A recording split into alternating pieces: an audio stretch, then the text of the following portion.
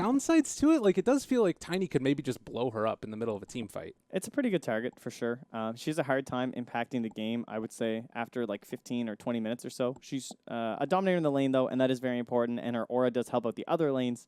But in order to have a good impact in those team fights, you need pretty impeccable positioning. So for EG, I'm kind of worrying about my own game, I would say, more so right now. I would like a way to capitalize on top of the egg. They already have the avalanche, which is one way you can kind of disrupt people from blowing it up, but I think it's always good to have like some more AoE to cover that.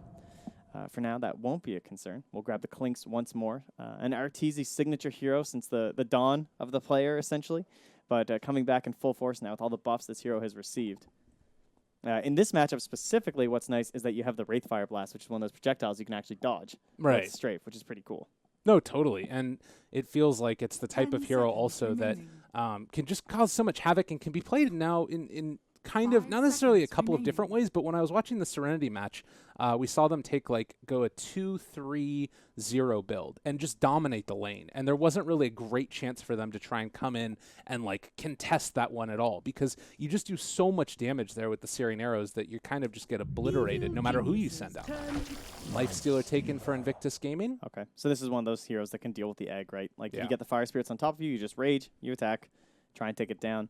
And there's not a lot of BKB piercing ways to stop like an AoE, right? So you think about if you wanted a hero that helps out with the egg, maybe you would have gone for something like a Leshrac or something. Let's say, for an example, like the stun that hits a lot of heroes, lets the egg go off. But Lifestealer now creates this issue of like, okay, do we need BKB piercing control from like a single hero? Do we need like a Bane or something? Yeah. But now this isn't going to work out well with trying to stop other heroes from hitting the egg and whatnot. So creates a nice little dichotomy here for IG. It doesn't necessarily have that hero that you want to pair together as far as like an Infest Bomb with the Lifestealer yet, but like you said, it sort of deals with the problem of the support Phoenix, and I guess I might be a little bit concerned about it right into Clinks, because if you do get any type of disable, he's going to be able to tear through him. Like, Clinks just does so much single target damage. Yeah, it's true. And they like building into like scythes and stuff if the game gets a little bit later, which can be a real problem for Lifestealer. Even the Orchid. Yeah. It's annoying. Certainly the case here, and I think likely to see, I guess, our other core, right? Because you don't, if you have something in mind right now that you don't want banned out, EG are going to have to snag that for themselves. The Sumail Alchemist, I believe, is still in the pool here. Currently, there's nothing too crazy good against it. He doesn't get this massive HP pool, really, so Feast isn't that incredible, and he also has a lot of regen. But it looks like they're going to put a little bit more pressure there onto the offlane hero, so it'll be the Enigma, and I guess that makes sense now. They can just switch this Tiny into a mid-roll as well. Can also be the mid-Clinks, which has been all the rage in terms of pubs leading up to TI. You see all kinds of these TI players going for that, so super flexible lanes right now for EG. This is amazing. I mean, you take a look at this, we've got ourselves the Enigma, you talk about it, BKB piercing disable. What's a BKB piercing AoE disable? I mean, there's just not one from the support. It's impossible, so it's nice that they find that. It'll have to be a core, but that's great, you know? And look at it, you've got that combo together with the egg, just like so much AoE damage. It feels very cool. Now, Invictus Gaming's path to victory, though, everybody talks about the lanes nowadays and how important that is, and it does feel like they have some scary laners to go up against. Like Pugna, just such a menace. Crystal Maiden just goes out there and cues everybody to death. Do you think that that is kind of their game plan? How well do you think that works? With the Lifestealer, it seems like we're probably looking for a mid-hero last, right? And we're probably going to get this like Wraith King support at this point. At least that's what I would be banning for if I was EG. Seems like the more likely case. So how can you speed up your game if you want to go that route? Like, these are some relatively slow heroes, right? What role is he going to be? There's a lot of value in being a core Wraith King up against like a lot of Wombo combo, right? Yeah. Because it gives more value to your reincarnation, but they are going to take care of one of those kind of like early game siege heroes like the Lina. That would have been really nice with all the attack speed that she has. Definitely.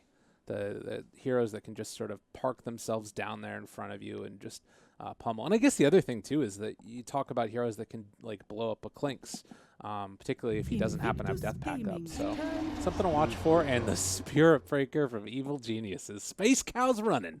Okay. It'll be probably a crit Spirit Breaker then. I'm sure Fly will be on his Phoenix, as it is a bit of a classic for him. I like Spirit Breaker. He has also been a hero that's showing up a lot in pubs, not so much in the pro meta because he wasn't really a thing during the Super Major. So someone who's new, but he is a BKB piercing support. which is good to have. He helps you in terms of, like, you talk about the laning stage being so important, and then snowballing out of the laning stage. Well, there's not a lot of heroes better at that than Spirit Breaker. This guy needs no items. He can just cross the whole map. If you manage to get treads on him, because you get a couple kills early, you're this, like, 1,200 HP support who just feels unkillable and not worth dealing with. And a couple lucky bashes go your way. Game feels good, but all right, that's what we call the game winner hero, and a classic infest carrier. But it's like you get into a little bit of a corner maybe, and you're like, how do we win this game? This is one of the heroes that comes to mind, right? Well, and the other thing that comes to mind is picking that into a traditional, I don't know if I'd call it a counter, but a hero that's hard to deal with in the Spirit Breaker. Yeah. Like, you just run mid with this guy, and mid lane is already hard enough when you're dealing with Sumail, particularly when it's a Sumail who is on a killing hero, and then he has that Spirit Breaker running in there. XXS is going to need to play his heart out. This could be tough. Yeah, it's curious to see how Boboka is going to perform, too, if this indeed ends up being the support Pugna. So what kind of value is there in support Pugna this game? The Nether Ward's okay. The D-Crap's very good against Clinks, and not so much against Tiny, though.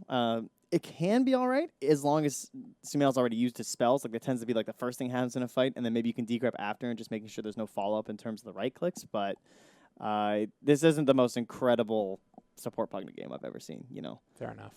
You need a lot of levels. Now, we do have to sort of say to ourselves, the classic, is this a free Storm game? Yes. Blitz isn't here, but in spirit, what do you think? It looks pretty good, right? There's no classic enemies. The one concern I would have would still be the Enigma. This is the kind of guy that really wants to target you down. He's going to be saving that black hole basically for you. And you don't have a BKB piercing disabled on the side of IG. Right. Kind of a big deal when you're playing against Enigma, especially the S4 Enigma. Well, we're going to have to see as we get ready to hop into this game number 1. It's IG versus EG. Let's take a look. You want to do some predictions. Number teleports canceled. Say 1. Smoke ain't kills. I'm not getting any of these predictions, but let's go with it, and then we'll take it off the screen. Might as well, see how it goes. I think Aggressive's going to have the most D awards. What do you think? This guy. I like that. All right. To start, though, Fly and Arteezy are just chilling in the base. I mean, they don't know what they're doing. They're trying to figure out. They're like, yeah, I don't think I want a bounty rune, guys. They're switching it up. They pick up some salves, and it looks like they're going to be trading offerings. I don't know what they're doing. Man, I know that some teams smoke and get really aggressive, but this just seems really safe. To be staying in the well of all places. Wait a minute. What? Hold on. Fly is playing Clinks? They've switched? All right. I'm curious. Something going on here. Interesting. Were they trying to... seconds to battle. Oh, Were they trying a swap thing and it failed or something? I'm wondering if they were trying to swap and then they messed it up. Time to just switch seats, boys. Because he's okay. I'm wondering if he just switched seats at this point. Because Fly is definitely not supposed to be playing Clinks. Well, he's got the taunt, so maybe that's what allows him to play Clinks. Either way, Fly Clinks, ladies and gentlemen. That's what it says. That's what we're going with. And since they were in the fountain for so long, there's no way they're getting this room. All right. Well, not a hot start. Not a hot start so far. Say what you will about whether or not it's the right person playing the right heroes. At the very least, you don't want to have to deal with that right at the beginning. But okay. Yeah, Arteezy, man, he's been practicing. All right, he's ready to be the Firebird. Okay. Sure, it's going to be all right. Wow. Well, on a bombshell to start this. I am loving this build from S4, by the way. The quad mango strat. Ooh. This guy is opening a fruit stand down here, and he's even shared one with Crit. You can see Crit's got one there, too. Already one customer. Looking very good. Definitely. Mid lane, talked about XXS versus Sumail on the Storm Spirit and Tiny, respectively. As far as matchup goes, I think the kill potential really starts to happen later on once you start getting some more points up in Avatos. Yeah, it should be in Sumail's favor for sure.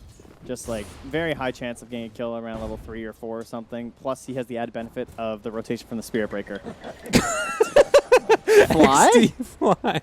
Yeah, that's a good little point. It looks like IG figured out what's going on. I'm not sure if EG has yet, but we'll see. I'm glad they're just as confused as we are. Yeah. Shout out to the players for letting the people at home know exactly how they're feeling. Very much appreciating the all chat here. Definitely. A couple of Eidolons going to be taken away as the creep pull did actually come through as well. This is something we were talking about as a possibility in the future. Bobica went and grabbed the entire one, and that's one of the benefits of this Pugnut. Very high movement speed. So fast. Like, you guys, that's not a bug or anything. At 337, no movement speed on him. So this guy is like Skywrath Ench level stuff. And Arteezy, beautiful ward placement. You'd never know he was a core player. Of course, he was fully spotted by a ward, and so it can be dewarded at their will. Yeah, I'm very curious to hear what the insider is. I'm sure that if there's some interviews going on later, they'll be asking about this one. As SRF having a very decent time here so far, about even. And actually they popped the strike, not able to get out the Wraithfire Blast. They're going to force back this Wraith King. Meanwhile, the mid lane, things not going well for XXS. As you can see, 12-6 versus the 6-1. It's what you'd expect. At least he's able to get a few last hits here, but very scary situation. And again, he always has to be watching that bottom lane. You know, you never know when Chris is going to show up. And before you're level 6, you are just food as a Storm Spirit. And who are his rotating supports? It's a support Pugna, and it's a Crystal Maiden. Crystal Maiden, when she TPs to help you, that's one of her spells. You know, she doesn't have a lot of mana to work with. Yeah, speaking of Crystal Maiden, Q in a little bit of trouble here as they're getting the hits. If Crit gets a bash, it might be enough, but did not come through. And in spite of the Orb of Venom, he's able to walk away from that one. Yeah, very low mana pool on Crystal Maiden, particularly with the most recent nerf that it got to Crystal Nova as well. Radiant structures are fortified. Ourselves a little bit of a fortification as well, just to mess with the CSing going on there in the mid lane, I do believe. And, well, so far, it seems pretty decent. It's a lot of pressure. I just realized there are people who have Arteezy in their fantasy. They're going to be missing a lot of points. Oh, no. Wait, I played Fly. Oh, yes, I'm in there. I'm in there. Let's go. Let's do this every game. Beautiful. Man, EG just hating on the fantasy players right now. Well, we do have just about that 4-minute mark, getting closer towards the first rune spawns. Stable lanes so far also. Crit just hiding off map. Q is going to spot him, so they know that Storm Spirit can play a little bit more safe here in the mid lane, at least for the moment. But as you said, that anxiety of a Spirit Breaker being off map, and now Spirit Breaker with a DD. All right. Not bad. Oh, he's TPing top. He's going to make a play here. Oh, this is really cool. Who do you go on? I guess whoever's just closer, honestly. Yeah. Whoever presents themselves, either one's kind of fine. You just got to make sure he doesn't get stunned. That's probably the main goal. He's currently sitting in the Nether Ward, which he'll know if he takes a look, though. So that will alert them to the charge. So they're going to be pretty quick. And, you know, even just staying down here, though, XXS is being forced to hide. They just dodged the Wraithfire Blast with the Strafe, too. Nicely done. And then they move in. SRF going to go down. They do rotate with the Crystal Maiden. Has a full mana pool still, but they will lose Crit. Still worth to take down that Wraith King. Yeah, Arteezy still managing to get first blood there from the support. Hey. Yeah, got to get that gold. He hasn't learned to trade off. You know, he's used to making sure the kill is secured for him. Q going to be charged just to get Spirit Breaker out here that much more quickly. Oh, aggressive. As they want to contest for the bounty runes. Yeah, he's postured down bottom and stolen it, too. Very nice play. And that means that S4's in the wrong spot because he assumed he was back at his own bounty rune, and Aggressive will get both. That is 4 bounty runes for IG. Ladies and gentlemen, just call it now, I would say. Like, why do we even keep playing? That's fair. You know, that's a good question to ask. They're looking great. I am very impressed with Invictus Gaming. Granted, still very, very early, but you do see a smoke up towards mid now. The level 3 Phoenix moving in, but with the Storm Spirit hiding away to the side, he knows that this gank could be coming and is just going to try and farm up his 6, I guess, in the jungle. Yeah, it's a good call. Crit's been missing for a while, so play it safe. And the other thing is that Sumail is also level 6, so that's going to be roughly 600 damage burst. A little bit more, actually, probably like 7 some. So a little bit too much to toy with when you're under 800 HP. Aggressive. They did see this rotation coming in from the rest of the Dire heroes, but I don't know if Aggressive can get out of here. He doesn't have Rage anymore and taking a lot of damage with that Sun Ray. They're able to take him down. He did get some bounty runes, but one thing he's been lacking has been levels, because this is Enigma, ladies and gentlemen. This hero is so strong in the lane right now. We don't have supports that can handle it.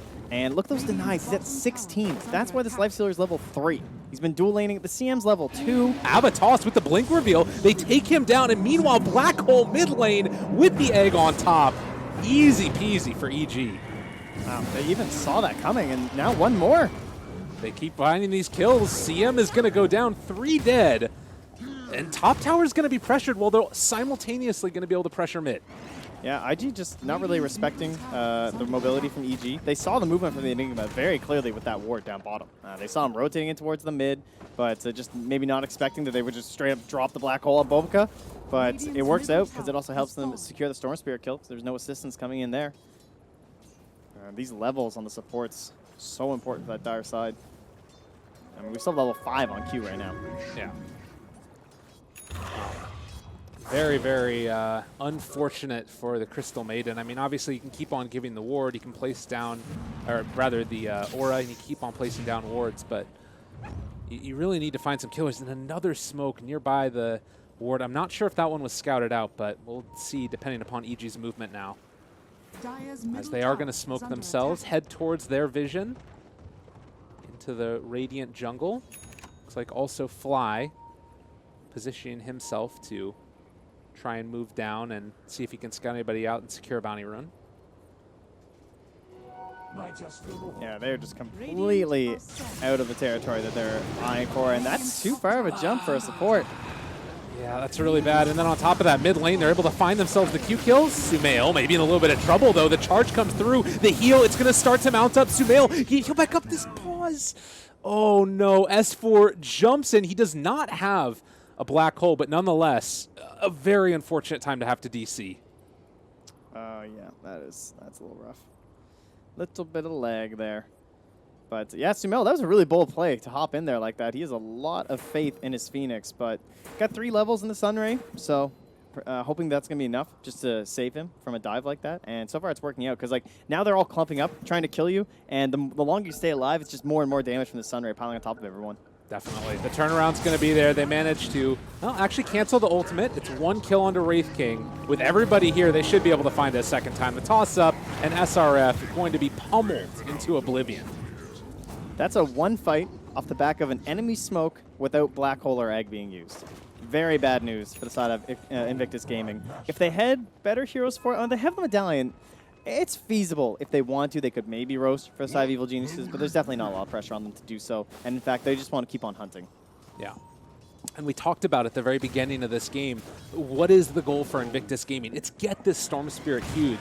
And right now he's being eclipsed by 2 separate heroes, one of whom can potentially solo kill him, depending upon how his next couple of items go. So to me, I'm feeling like this is a really tough spot for Invictus Gaming to be in. And EG just having the time of their lives in this game. S4 is about to have his Black King Bar. Like, whew, not good. 16 minutes in, a 5,000 net worth lead. Taking a look at experience, it's getting towards that 7,500 mark as well. So kind of see if maybe Roche is going to be on the menu in the near future. Clinks does already have that medallion. Maybe just a 1-team fight and having their big ultis. Yeah, I think if I'm EG, I'm just looking like, where do I want to spend this black hole? Got 20 seconds. Currently, they just kind of want to be eyeing around the map. If you look at their vision, they have essentially nothing past the river from EG. They've started to fade away. Like Crit had a very aggressive maneuver to put down all those wards, but they've all timed out since then. Right. So they would like to get another round of those going. So likely a smoke for wards, and those will be delivered over to Arteezy. He's got 3 observers, so they have a lot to work with right now. I would prioritize that top half of the map and try and scout out Roche. Okay. Make that the next place that you want to put your efforts. Well, and as you said, there's the BKB that is actually waiting on the courier right now for the Enigmas down in the bottom lane, keeping the lanes pressured out and remaining off map. Another good thing that they're doing. We do also see Bobica. He's built into the Aether Lens himself. Currently has level 10, that 225 health talent, and maybe a chance for another smoke here, possibly? They're going to go for it. That one was close to Envision. It might have been. It's very close. They spent a bit of time dewarding, but yeah, that's a very sneaky ward in behind there. So if it didn't spot the smoke precisely, it still saw them kind of in that area. But Let's see if Q wants to be the bait. No. Oh, man, that was close. Oh, they're going to find this courier, so they'll see that going. And aggressive there in the area. The courier spotted him out, it looks like. It's a possibility, or it was maybe them. Yeah, regardless, they're able to get away from it. Yeah, well drawn there from aggressive, so. Radiant's bottom They can still hold this is under area, attack. and the other thing about coming down here like this is that there's no real threat from IG right now, right? Like, if you're EG, this is not a lineup that you're concerned about roshing. You know, they're not going to go in there with Storm, Lifestealer, Wraith King right now. Not really something they can do that quick. You could easily get this tower down here and still defend. So they're just they're fine with this. The one pressure might be Bobica up top, just because he has 4 points in the Nether Blast. That might be enough to try and start bringing them back. Yeah, you don't want to have to give up towers if you don't have to right now in the position that EG are in. They are going to be able to come close to finishing off this tier 2 in the bottom lane. But it looks like, for now at least, they're still just sitting pat. They do also stay outside of range, so there's no crit charges coming through. Although aggressive needs to be careful. He's playing very aggressive, you know, Hey. living up to his name right now. He knows they're all in there, and he's still farming this wave.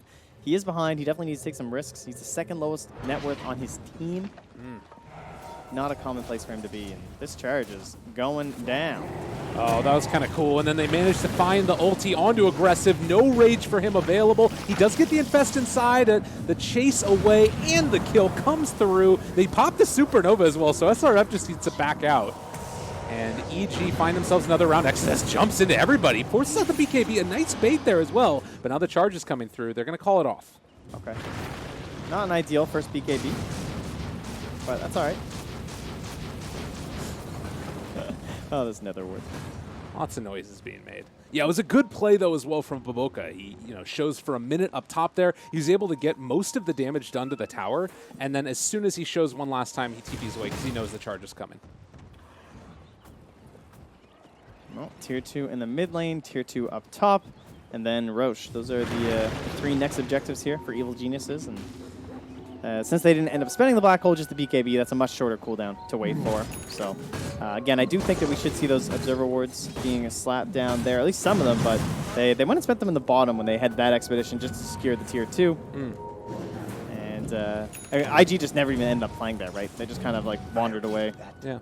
and let it go. I guess it sort of speaks to what you were talking about before, that they're not worried about Invictus Gaming taking Roche themselves. So they're like, if they're never going to go there, let's just try and pick them off and keep getting bigger, aggressive bigger, down bigger. bottom in the jungle. Found again, aggressive, in trouble. He pops the rage now, and, well, they do throw down Midnight Pulse, and immediately he falls. 4 from EG show up. They will deal some damage to the tier 2 tower because of this. But That was a great kill too, and that was without the Nether Blast, or rather the Nether Strike too. And that's one of those problems with the support Spear Breaker, is that his ulti scales really well. It goes from 100 to 80 to 60, but when you're stuck on level 1 ulti for so long, it feels like, despite you want to be active, when you're specifically hunting BKB heroes like a Lifestealer, it can be a lot of trouble. But they just have so much follow-up damage and high mobility from this Tiny that it's fine. yeah. Meanwhile, a zip up top, XXS able to find himself something, although he gets the spirits off and then eggs away. It does force out the egg, but it keeps him alive. Yeah, he'll take that. It's okay. A little bit of space, I suppose, just not giving away a free kill. It's not a Bloodstone Storm, so it's not, not the greatest thing. That's okay. I thought that it was going to be that Spirit Breaker was a little closer and they were going to be able to track him down, but again, XXS realizing the limits of his hero, make sure he doesn't spend mana before he can get out. S4 looking to have a better showing with the next BKB use here with that Blink Dagger that's flying out to him. Yeah. Did take the CDR you were talking about, 15%. And all of his ability is that much better. To mention the Midas efficiency. Yeah, it seems to be that like the idea behind the hero these days is, if you don't buy Midas, then you can go for the GPM, but if you buy Midas, then cooldown kind of gives you the best of both worlds, because we know how much a team needs to play around this black hole cooldown. Oh, a smoke while being charged. They're charging in, they're moving forward, they still have black hole available. Arteezy. Oh, is there no dust? Oh, the dust in the backpack, so no opportunities for a free kill. They know that egg is down still. All right, Q, see you later. This is about as quick as it can come. But that might have been unnecessary with the Nether Strike. That is a long cooldown, but you know what? You take him, you get your kills, and now he goes for the 600 night vision. I love this talent. I think it's such a cool talent. It's a great hero for it. Just gives you that edge, you know. It's this idea that if the other team has no night vision heroes like this, you just have a distinct advantage when you're moving during half of the game. And the other thing, too, for him is this is a hero that needs that extra little bit of vision to find their targets. Annoying, too. Right, like you think that you're in a safe position and you're not going to be able to get charged, but he just spots you. Like, how many times have you guys been chasing a spear, like someone a spear breaker, you try and charge, and every time when he stuns for or stops for a second to charge, they just fog you, and it's over and over. Yeah. No concerns there. Sumail picks up the Aegis. We do still have the Orchid coming online soon for the Storm Spirit. It's a way to sort of get his game a little bit underway, and he hasn't really died all that. He has only died one time so far, but it does feel like it's maybe going to be coming a bit too late right now as EG are just firing on all cylinders. Oh, they spot Bobica, but he spots them too. He's able to do a little juke around the trees. Nice play there. And then he gives him the alt chat for fun. Excellent. Good choice. Scanning. We need more hero lines. I mean, this Storm Spirit, this is silver tier. I mean, XXS, what are you doing here, man? Gotta step it up. There are some really great voice lines, gotta be said. Enigma. Midas ready to go. Level 16. Has a Blink Dagger now on top of the BKB. Maintaining his position as top farmer in the game.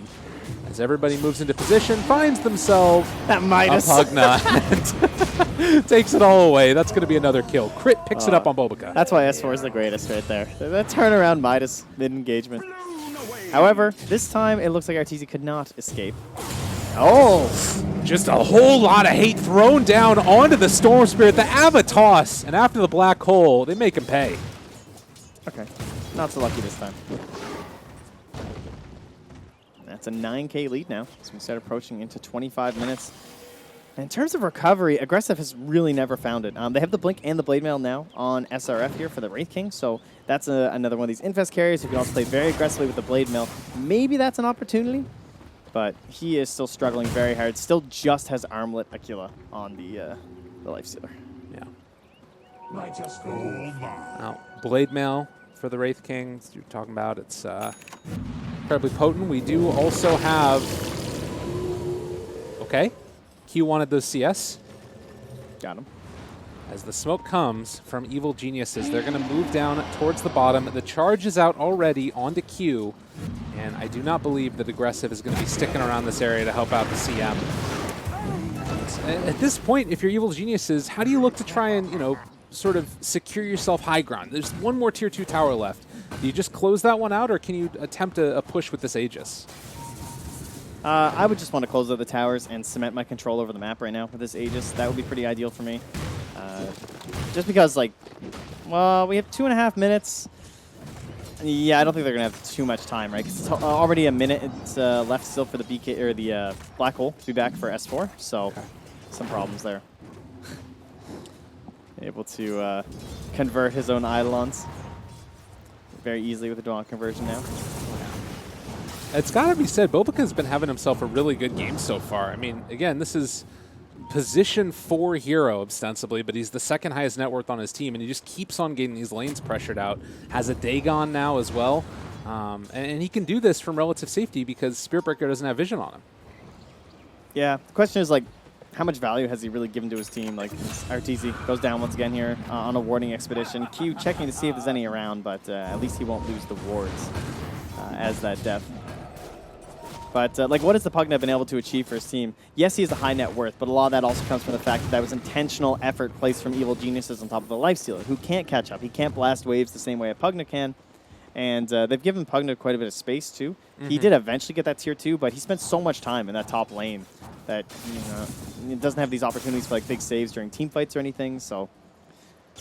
I worry that, you know, what kind of opportunities does he even have in these team fights to make a play? It's really tough. I mean, and that's just the problem with the hero in this role in general. But it has been able to at least sort of, in some ways, buy them a little bit more time. Problem is, it's still 11,000 net worth lead, and eventually you're going to need to fight EG, and they are looking large and in charge right now. Yeah. It's just like, where can you even go from here, right? Is he going to get enough farm priority? He has to give this over to the Lifestealer, so is he going to get an Aghanim Scepter? And without an Aghanim Scepter, this hero just not really the same thing heading to the later parts. And yeah, Bobica just, he might show here. Boboka's been hiding. Oh, there it is. And they spot him out now. They put the kibosh on the split push. With that, meanwhile, they also find themselves another round and another kill onto XXS. Just gank squads around the map. So easy for these EG heroes to kill off what IG is throwing their way. Yeah, IG just, they don't want to go for any smoke plays. They don't want to go for any infest bomb plays or anything because that Aegis was still up. It's about to expire. And although they didn't like directly push a tier 2 or anything with this Aegis, it still gave them this tier 2 by virtue of not allowing IG to make any safe moves across the map, making it way too risky. And IG, you know, again, we watched them a lot during China. They tend to play pretty safe. And some games that does work out for them because they maybe go for something like this Medusa or something like that that can farm up and get very scary. But in a game like this, where they're pressured to make moves, this is where we've seen them falter several times. Like aggressive Bloodseekers, just not able to really fight their way back into a game that they need to be engaged with. Well, and this has been sort of the inherent problem is a Spirit Breaker comes in, deals with the split push very easily, and then can get back to the lane as they kill off Q and are sort of positioned to be able to even fight mid if things start to pop off here. Yeah, they're just so far ahead that they can have these kill squads like this, and Boboka going to suffer.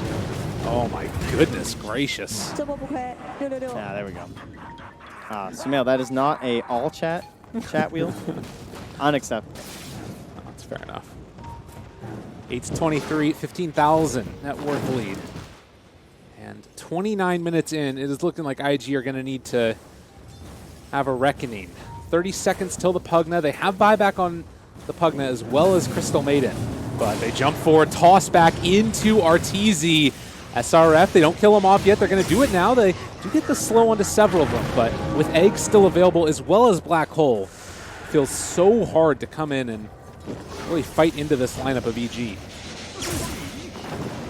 S4 needs to back away, it looks like, for a Midas. Okay, they're going to go and shove this top lane back in as well and keep the double pressure going.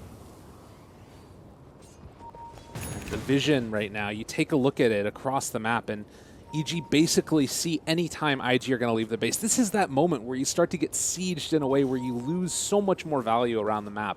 You take a look at the net worth over the past couple minutes, and there haven't even been a tremendous amount of kills. It's mainly just been the farming efficiency because EG controls the map. Yeah. Question is there really any way for IG to get back in this one? There's always a chance, of course, from a lot of mistakes coming from your opponent, but they really don't have the best high ground heroes. They don't have that big wombo combo hero you think of when you come to like these big comebacks. There's no one who can really control the fight to allow our Lifesteal and Storm Spirit to do work. Like XXS and Aggressive, they have to worry about this black hole because who else is going to tank it? And who's going to stop it once it starts? Yeah. And another ulti from Q in the bottom lane just to try and push these waves out. Looks like they're actually just trying to bait her a little bit here, but doesn't seem like it's going to be successful. Yeah. I mean, they're not even at the tier 1 yet, and Sumail is about to start hitting this tier 3 with the tree. Yeah, this bait did so not much work. damage. They're just like, where are they? Yeah. Now, Wraithfire Blast, they kill off the creep wave, but this is a double catapult wave, staying alive a little bit longer, and looks like they should be able to come close to taking this down. We'll see if IG even think about denying it. I don't think you ever want to on a tier 3, but it almost feels like an inevitability that this tower is going to go down. The odd part about this is that they went for that play when there's no bots hero on the side of EG. So it's just like, what are the chances someone really wants to commit to that when they were so close to pushing a tier 3? Right. But risks are the things you got to take, I suppose. So they went for a bold play. Jump in, Storm Spirit and Fest Bomb as well, but into the black hole. They're able to get the egg off. Also Fly just tearing these heroes apart. Aggressive is going to go down. SRF also in trouble as he's coming back. The reincarnation is there, but already dead yet again. The Dagon, a ton of damage. Q is actually living just barely. They do lose the Spirit Breaker, but on the other side of the fight, Storm Spirit almost gets taken down. Will manage to escape. It goes into the low HP Sumail, but just not an opportunity there. The status resistance, it's maxed out at this point. He's a hard guy to handle. I mean, that was a buyback death for the Wraith King on top of everything else. 21,000 net worth lead, and also access to shrines. Yep, and that's right with Roche coming back up now. So was not scouted quite yet from Evil Geniuses, as this ward who is scouting the side of EG is about to expire as it crumbles into the dust. Check out that Butterfly Tiny. Yeah, classy. Very nice item. Didn't really need the BKB in his opinion so far. He's been correct. 6, 1, and 8 right now. Absolutely slaying it. And a lot of room control too, using this bottle very well. Oh, no. What? Sad Guess drop maybe out he comes doesn't out. think so. Guess he disagrees. Yeah, fair enough. BKB for Storm Spirit is going to be the item of choice if they can get towards it. Wraith King also eyeing that Radiance. I mean, if you take a look at the sort of more macro picture, they only lost that Tier 3 tower. The worry is what happens now in any team fight that they take. But Lifestealer Infest Bombs start to push these waves out. It's what they need to do. Well, they're trying to give the tools over to XXS to be successful. They've given him that gem, Q, putting all his life savings as a position 5, 6, potentially, into his Storm Spirit here. So really hoping he doesn't go down to ensure he doesn't get targeted down by one of these unstoppable black holes.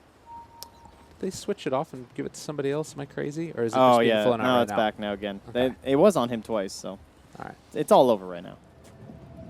All over the place. EG moving forward. I think that one might have been scouted. They're being This is pinged a lot, Sentry. so they at least know where they're going. Yeah, if nothing else. Lots of pings. Walking back towards high ground. They run into everybody. They do have an egg. No, the chase forward. Spearbreaker going to go down. Oh, S4. He's thinking about it. Oh, he wants it. Jump forward. Black hole onto 4. They caught them all. The sun ran on top of it, but they're able to break that one. The supernova follow-up. Everybody's gone. Triple kill for Sumail. Easy peasy as they all go down. GG, man. What a freaking exclamation mark. That's how you end a game of Dota 2, right there. S4 absolutely styles on the remains of the hopes for Invictus Gaming. Jeez. Evil geniuses. They take it down, and it just kind of felt like it was this inevitability. You know, you look at the net worth and the way that this graph had sort of played itself out there, and man, really, really impressive showing from them. And to end it like that also, it's just the cherry on top. And I mean, this is a team that was coming in here, disrespecting their opponents by placing their support on their carry. I mean, tossing Arteezy onto the Phoenix clearly as a boasting point here, and it worked out. You know, this is utter humiliation for Invictus Gaming. I don't know how you recover for this for game 2. That's the real question. I need to see some of these plays again. I know, that's true. We do have some replays that we can hop into, so let's take a look at some of the highlights from this match.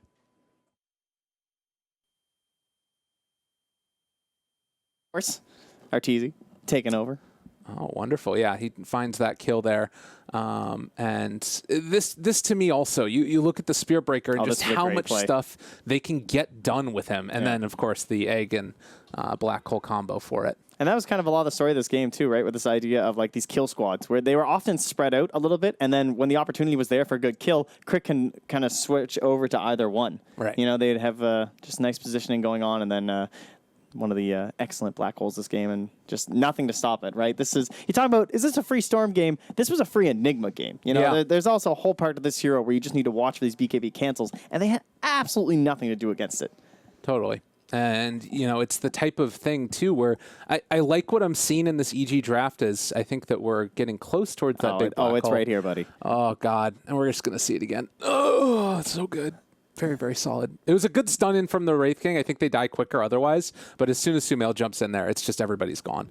But the thing that I was going to say is you look at what their lineup was. Both Clinks and Tiny, unbelievable at hitting towers. And they were able to take those objectives early and then snowball combo together with kills. They're also great assassination heroes, too. And you want heroes like that when you're playing with a Spirit Breaker, because you want these heroes that can play on the sidelines and then combo up with the Spirit Breaker to easily secure that. So on top of that, though, like even if they had fallen behind, they have comeback heroes. They have the Enigma and they have the Phoenix, right? You can use this egg, you can use this black hole to maybe try and bring yourself back in. The side of IG, they fell behind. They have no comeback heroes at all. Right. Like the odds of you making a comeback play with like an Infest Bomb are virtually impossible. The odds of doing it with a Crystal Maiden ulti, very difficult.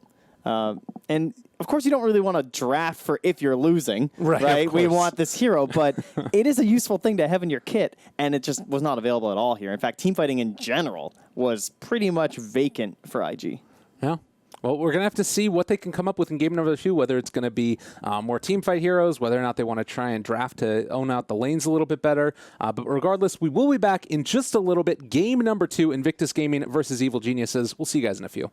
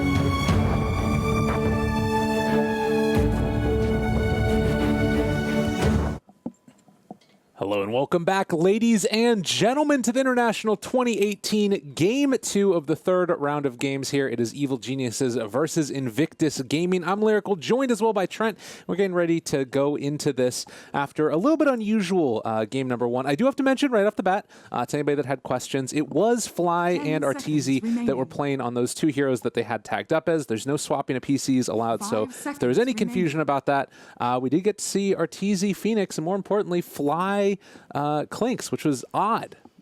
Absolutely slaying it. Just showing, at this level, they got to cover it. And wow, okay.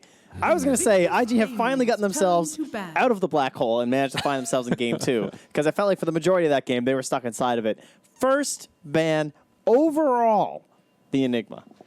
That is a lot of respect right there. That's crazy amounts of respect, because there's like counters that you could throw in there. There's heroes that deal with it, but they're just like, nope, we don't even want to have to deal with the possibility of this hero being in the game because he owned us so hard in the laning stage. I mean, is that something that you think we're going to see replicated and maybe a first phase ban going forward? A lot of things get created in the meta at the group stages. I do think Enigma is an extremely strong hero because in the Southeast Asian region, it was shown during the qualifiers how flexible he can actually be as a support. Like, he's very good in a dual lane situation. DJ played it a couple times to great effect, where you can kind of flip this switch, make it a support Enigma, and just focus so hard on a quick push. Very strong. And then the core that you just saw gets a lot of gold. You can get that Midas early, or just using the GPM talent. You need to counter with some certain specific hero pick, but I think in this case, it's mostly because IG are first pick, and they're kind of leaving maybe some nice stuff in the pool for themselves. Okay, that's fair enough. There's always considered these, like, maybe 4 to 5 heroes that are very, very strong, and if you can only ban so many, you take some of the other flavor heroes out, and then you can make sure that you get yourself a few of them yourself.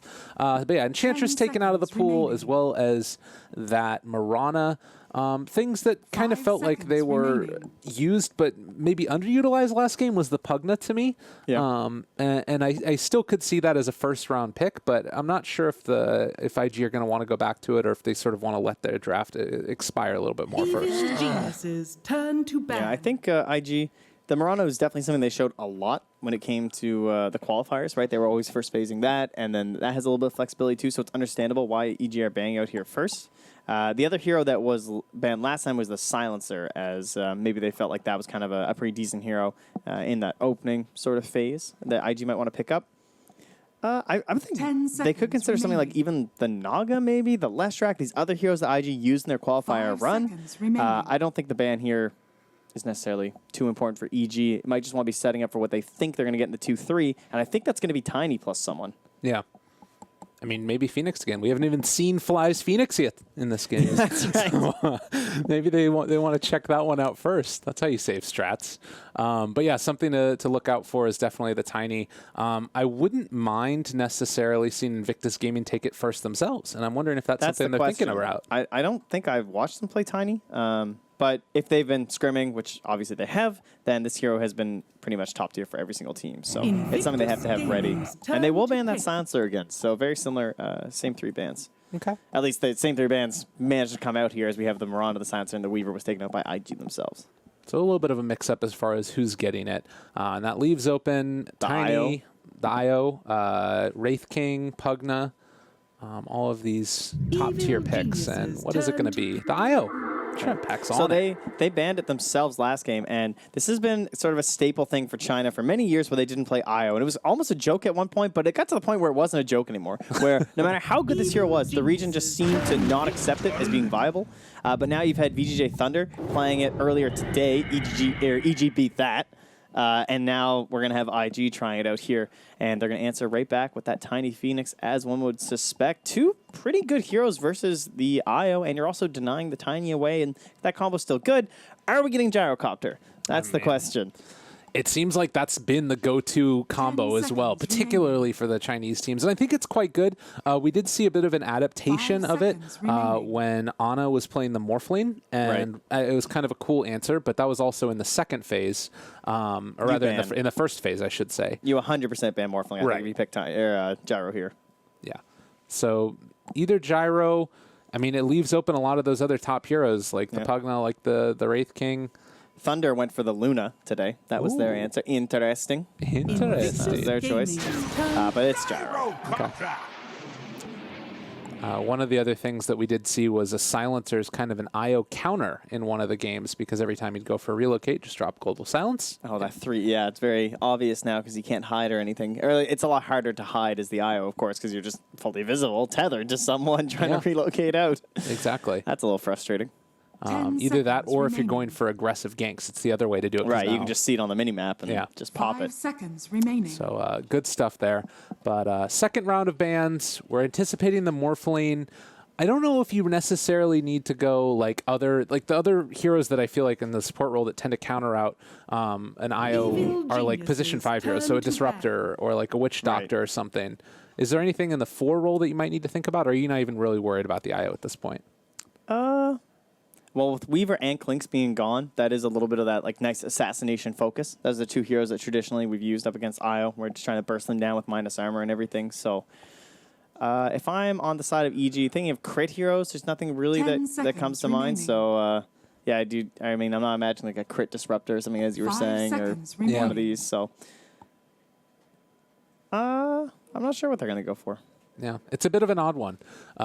Evil Geniuses. CM is just still in. I mean, that's pretty strong.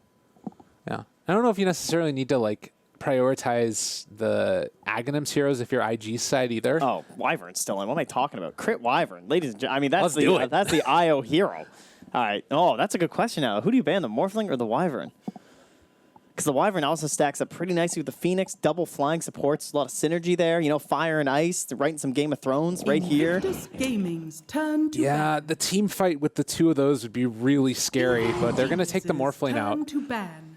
And we'll see if they do decide to go for the Crit Wyvern. Give me that Crit Wyvern. We'll be 5 for 5 if we get a Wyvern here. You know, we're on a streak, dude. We need it. We got the streak. Let's be clear about that. No, it's true. And I will say that I like the Clinks ban, though. You know, you talk about this Wyvern being a scary hero, but I think that people are starting to recognize Clinks is a hero that is hard to deal with, particularly now that teams have really started to work out in what way he fits in a draft. Because before it was like, all right, he's going to get a bunch of kills, but if you just group together, it doesn't really matter. He can't really do much. But we're seeing that's not always the case now. He can sort of play that, like, get in, get out, get a bunch of kills, but also remain safe. And then later on push towers. And in terms of like other heroes, the Lycan, he's someone he's on both sides of it in terms of like the Gyro versus Lycan, right? There's this idea that the Gyro can destroy all your summons, but the Lycan can also just run you down and kill you very easily. He's also sort of an assassination hero up against the IO too, so certainly one that used to be in that toolkit for the side of Evil Geniuses. Yeah. Their bans on the Ursa and the Huskar, so just taking out some of these other IO pairings, as well as just very good 1v1 lane dominators, and probably trying to make sure that the option is open for the mid-tiny. That's what I would say here. Just really make sure that Sumail has a good time. Because like you think of mid-heroes that would do well against Tiny, it's pretty much Ursa and Huskar. 5 seconds remaining. Other than that, it's not that great. And it's not even necessarily that you're having to set up that this is the lane that he's going to go to. It could still be an off lane Tiny or a safe lane Tiny. But the most important thing is that the pick remains flexible, and that's what those bans give you. So still another choice. I really doubt that Invictus Gaming would take Winter Wyvern themselves. So if you're EG, you can wait till the 4th pick to potentially get that and get a higher prioritized hero. And I think that would probably be Wraith King here. Invictus Gaming if they were going to do it that way. But okay. So that will not be a Wyvern. We're going to have a support Chen. So another lane dominator, hero that's been very popular lately. He's no Enchantress. Right. Unfortunately. But he's still pretty strong, and he can help you run down a team that maybe takes a little bit longer to come online. And it kind of feels like Gyrocopter. It's very strong, but one of the things that makes it like so strong comes at level 15 for IO. And that takes a while. Yeah, it's not right off the bat. You know what's interesting about this, though? We talked a lot about in our research before this tournament that Crit tended to be playing on these team fight-oriented heroes. Yeah. The last 2 games, we're now seeing him get played on these like super lane bullies. Spirit Breaker, run in there, get yourself kills, and then also deal with split push in the late game. Chen now, you just get yourself a couple creeps and you start running at people, whether it be mid or whether it be top lane. And I like it. It's a bit of a change up for what we saw at the summit, but this is TI, baby. It's happening. They have this assassination kind of style to it as well for the crit heroes, right? Because we hit the Pudge a couple times, which is super fun to watch, and that it sort of fits that same idea. Maybe his Kunkka too, kind of, although Kunkka's a little bit of both. He's got a heavy team fight and very good pickoff, but Chen just more focused on lanes, lanes. And then you think about heroes that counter Chen. Crystal Maiden's still in, so that's a pretty solid option here for IG. She also has the added benefit of that attack speed talent. Game goes late. It's pretty cool against the Egg. You know, I've had several games that's worked out pretty well for me. But the Mirana's been banned out. Since they love it so much, it's kind of nice to be able to ban that out and then not have to worry about the arrows countering the creeps, too. Right. Life Stealer's still in. That could be an annoying one, definitely. He's very good against the Phoenix Egg. But after that last game, is Aggressive really wanting to hop on that? Or is he like, guys, please, can I just have my gyro? Come on, you know I love this hero. Yeah. I mean, that's really just the big hero for him that's been known for a while. They're going to take the Leshrac. Okay, so it comes out eventually. This is what we thought might have been a first pick overall for them, honestly, and I wouldn't be surprised because they did rely on it very heavily during that Chinese groups qualifiers. And then we'll get the Wraith King after the Chen. Okay. So, yeah, this is looking very different from last game.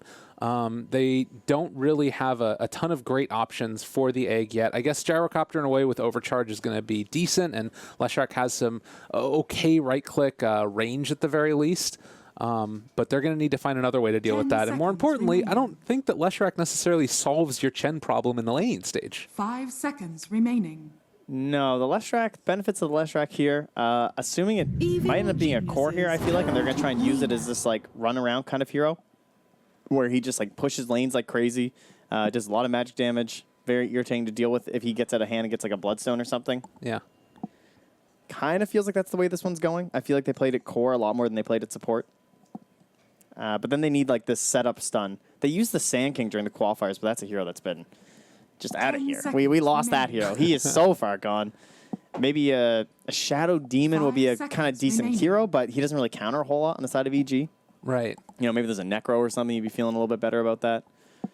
I'm curious to see what IG want to do here. I mean, what is it that they're really looking for at this point? Like, I feel like they need more setup for a lot of these abilities. Like, the best thing that they have right now to sort of combo into a stun is Homing Missile. They either need to pick a support that sets up a Leshrac stun, and then it's going to be a position 3 Leshrac plus support, or they need to pick a position 3 that can also set up for a Leshrac stun, and then we just move this Leshrac to, like, you know, support position 5 kind of a deal, right? Yeah. That's sort of where we're at right now.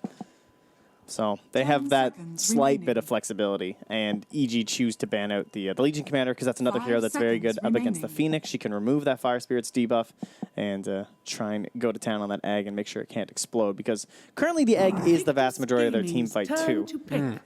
And IG, I don't know if this is a Drow pick, but they're going to ban out the Brood at the very least. Yeah. It does feel to me like if this game gets into the later stages, you have a ton of team fight on the Invictus Gaming side. And as you mentioned, mainly just that Egg now for EG. So possibly thinking about sort of dominating the laning stage. Maybe. Honestly, Naga would be kind of cool. Like a support Naga sort of fits here, like maybe like a bailout situation. But again, I'm just thinking about dead heroes. I need to see what the new answers are. Where has the meta evolved to? What can you show us from your scrims, IG? All right, it'll be a Beastmaster. Okay, so not a lane setup, really. But it is someone who can spam a lot with the Leshrac if they're going to be paired together. Could also be the IO Beastmaster together, which has been a big classic. So lots of options here for IG. And that sets up for some Leshrac stuns in a weird way, because you have a Gyrocopter throw out a bunch of missiles, and you have that lane support. Pretty easy initiations. And sometimes you have these like weird little moments in the off lane where Chen is off getting himself a creep or something, and maybe you take your moment to strike then. But a last pick Invoker. All right. Okay. Let's see it, Sumail. So they had all kinds of options that whole draft, right? This Tiny could have been any lane, and it looked okay. This Wraith King, kind of the same thing. So they had a full choice of, like, is this Sumail Tiny? Do we want a different hero for Sumail mid? So what this says to me is that EG believes this is an excellent Invoker game. And I would say it's definitely true. The scariest thing I would probably point to would be a SRF rotation, finding himself a Roar.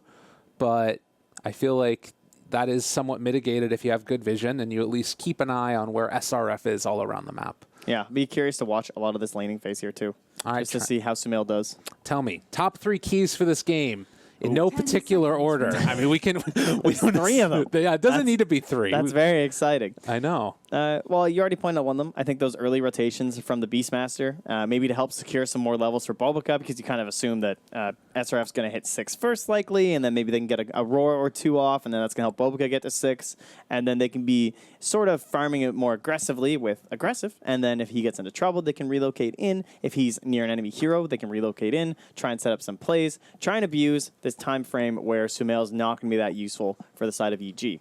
The thing is, that time's not that long. Yeah. Once he's ready, has the Aghanim Scepter, there's a lot of tools for him to fight with.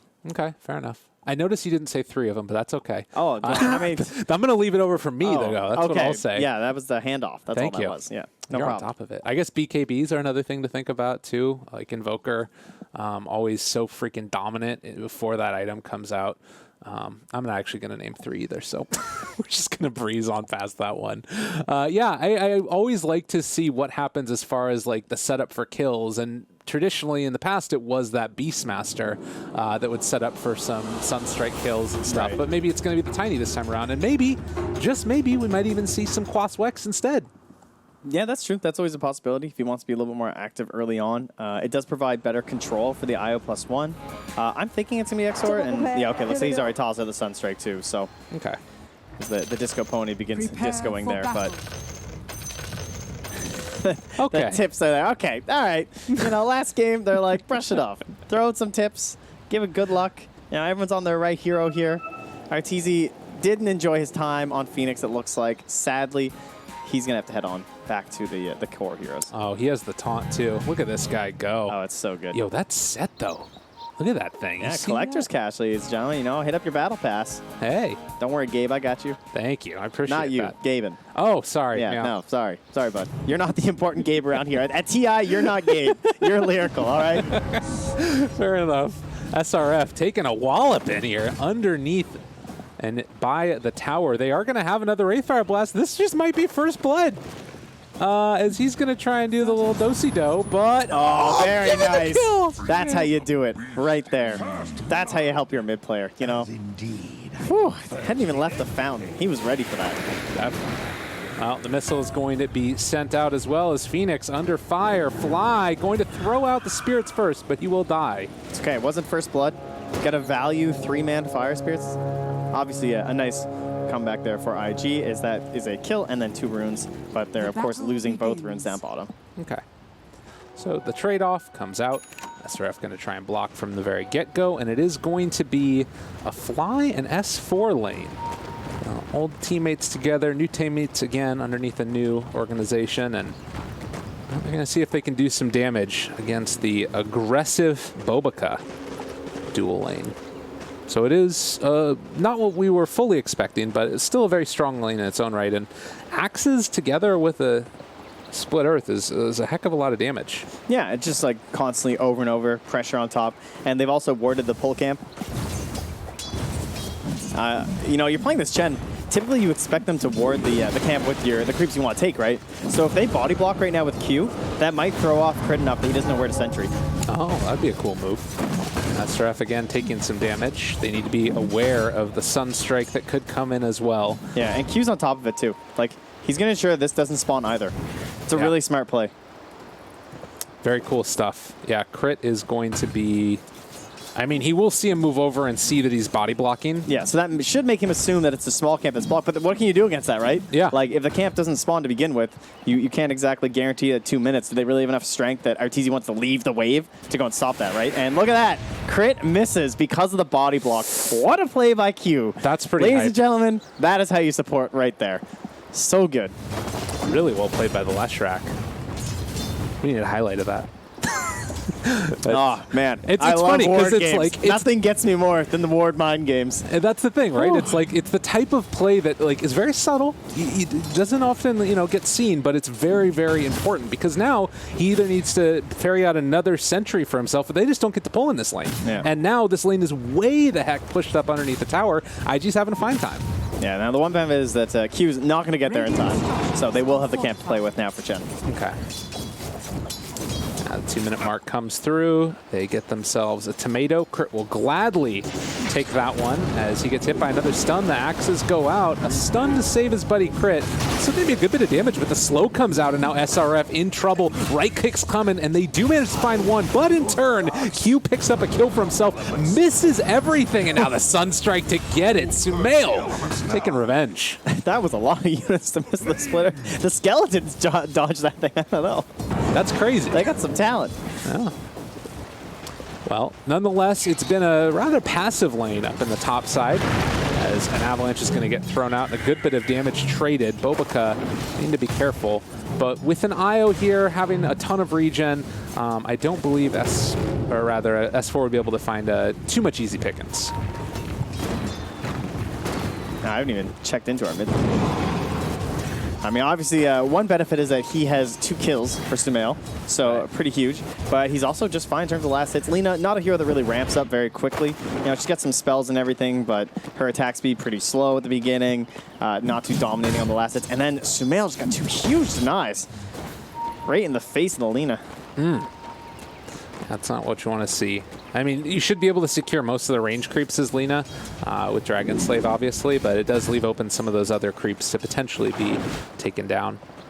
And looks like Q, again, there is no pulls going on in this lane, but he might go pulling himself, as it does look like he's heading over towards where these creeps would be coming in.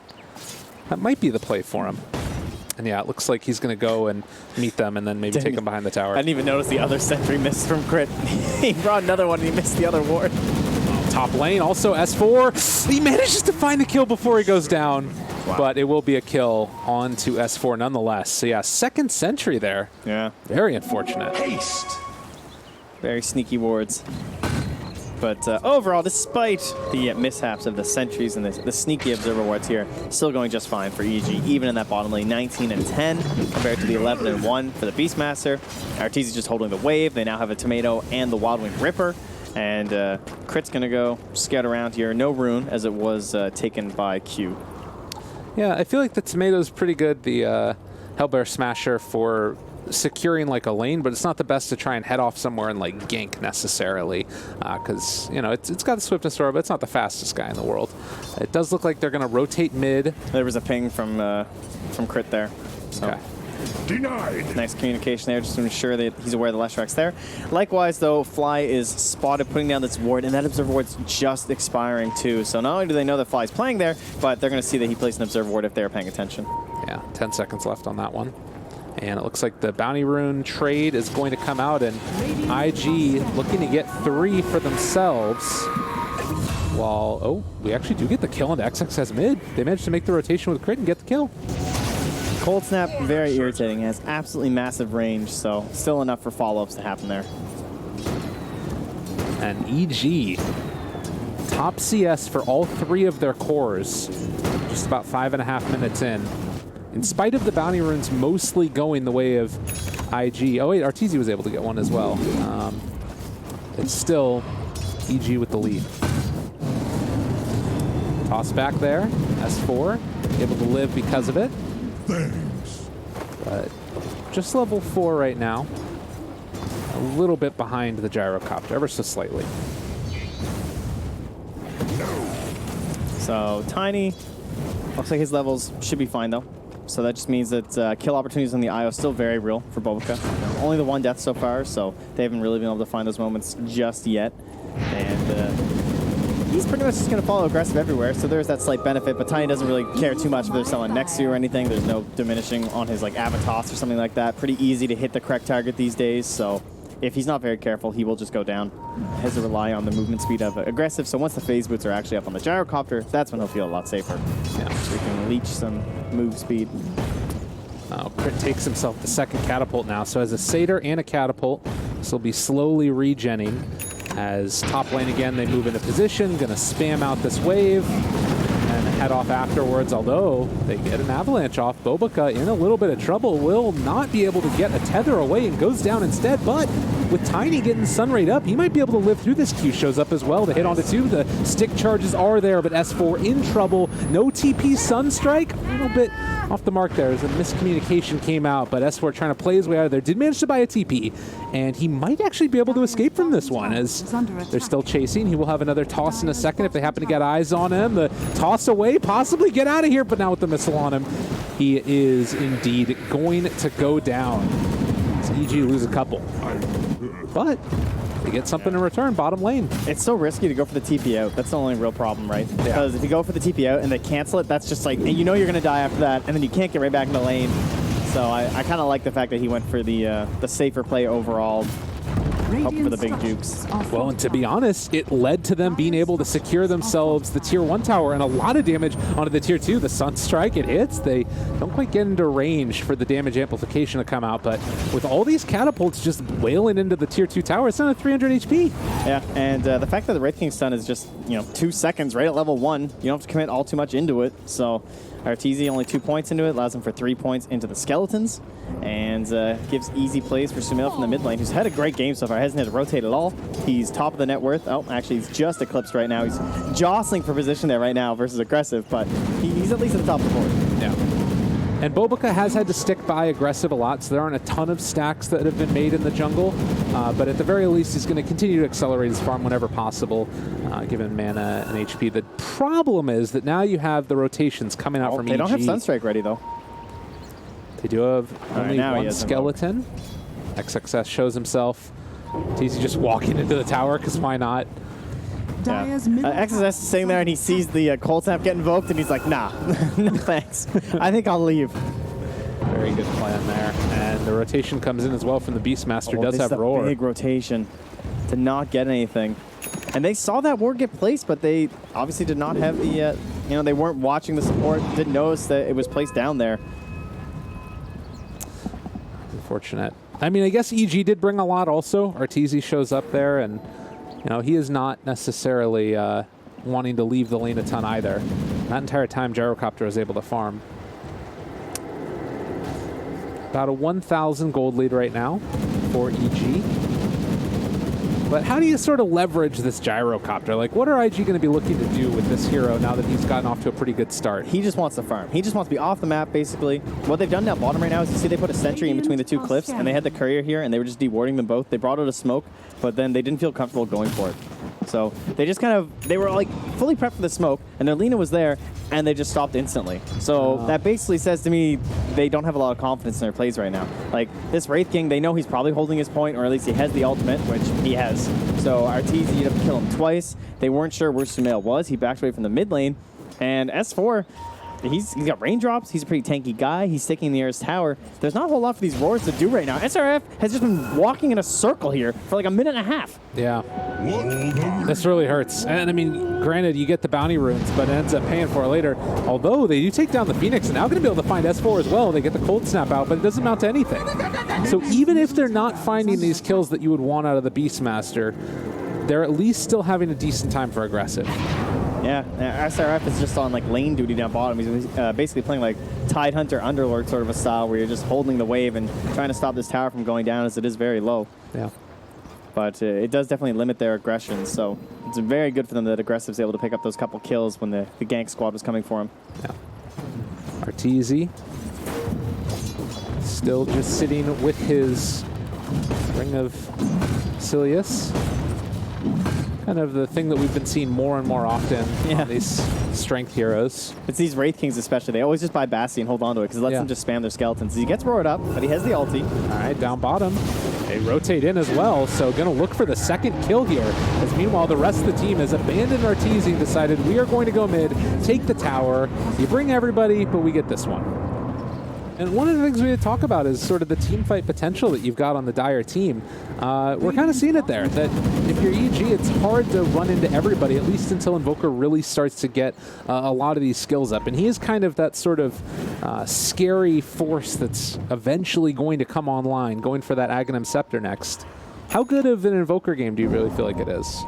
Seems pretty strong right now. I mean, concerns for him would be maybe a relocate gank or something like that. Maybe like a Shadow Blade on the Beastmaster after his Necro. Oh, he can't decide. He just queued up the Shadow Blade as I said that actually. So SRF, he's also thinking the same thing where it's like, I'm the guy who has to create this kill and Invoker. I'm the one who has to create opportunities for relocate. So I think that is more important than the Necronomicon. And then the BKB queued up after. So this basically says, I am Beastmaster, the Invoker Killer. Shadowblade, BKB. Puts a lot of pressure onto Sumail. Yeah, he just needs to get into it, and eventually that will start to come online. I mean, it does sort of, when I think about like Necrobook, it helps to secure those outer 2/2 towers, but even if you manage to do that, the Invoker can still come online if you don't take high ground, and that's not an easy feat in the least bit. Crit. Oh, he gets stunned! Oh! Nice. Very nice. I don't know if it would have mattered anyways, as... I think they saw him. I think the LSA was coming. Okay. Meanwhile, Meanwhile, top lane, S4. Let's turn around a little bit here with the heals coming in, and they're going to dive forward for that a little bit further. EG wanting to keep the pressure on and see if they can take down the tier 1 tower top lane. Relatively quiet game for S4 so far.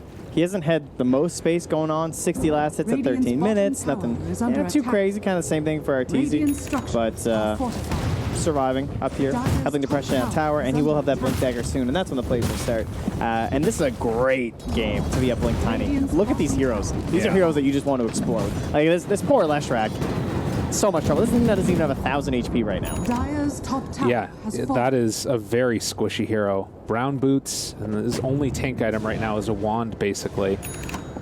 If the blink is there, he will just explode. And then on top of that, I mean, the downside, I guess, if you're on EG, is he might die too quickly for Sumail to get off a Sunstrike. But nonetheless, bottom lane pushed with the Meteor. IG going to keep the pressure on, but so too will EG with the skeletons in the top lane. If this Leshrac is seen, he just dies. Like, Ray Fire Blast Sunstrike will kill him. Scary stuff. Arteezy pops the Blade Mill. It's doing a lot of damage to him. The Sunstrike, he's gone. Sumail manages to find the kill. They do have the ulti back up in 10 seconds. If they can manage to wait that long, the Roar's there as well. They kill him for the ulti. They take down the egg too. IG turn it around. Okay, so Wraith Fire Blast Sunstrike is cool, and it does kill Leshrac, but the question, what about the rest of the fight? And the rest of the fight was not prepared. Sumail's not even there. You know, he can't really fight that much because of Aghanims. Now he's running in with his Chen. I mean, you're hoping for a little bit of cleanup as they're all low, but the relocate just still a bit too strong right now, and EG maybe not fully respecting it. It did save the bottom tower because they abandoned that push, but IG's moves all looking very good right now. It hasn't secured them any sort of a massive lead quite yet, though, but it is building them time in towards that Aghanim Scepter being provided from Bobica. Yeah. And, you know, again, that is one of the big game changers. You get towards this ability and aggressive turns into another hero. It's basically a double damage. And particularly once you have your BKB online, you don't have to worry as much about the stuff that's coming out. And meanwhile, relocate down here towards the bottom. They found themselves one. Is going to be Sumail going down. A 1,000 gold lead now for IG as their team fight begins to come online. Back here at home, though, they bring back aggressive. The Blade Mail out as well. S4 looking for the finish. They end up buying back on Io to make sure that that gyrocopter doesn't go down. Just showing how committed they are to this Gyro's game. It's been a very brawly game for like kind of a team that both teams kind of want to wait a little bit. You know, we got the Invoker, we got the Gyrocopter, and it's not really the heroes that I'm expecting to make all these plays. I'm thinking about S4 being the big assassin hero running across the map, right? But he hasn't really gotten all too much. Still just 1, 4, and 2, and continuing to move into that secondary mobility item in the Shadow Blade. Whole game just sort of not very objective focused, just a lot of kills over and over.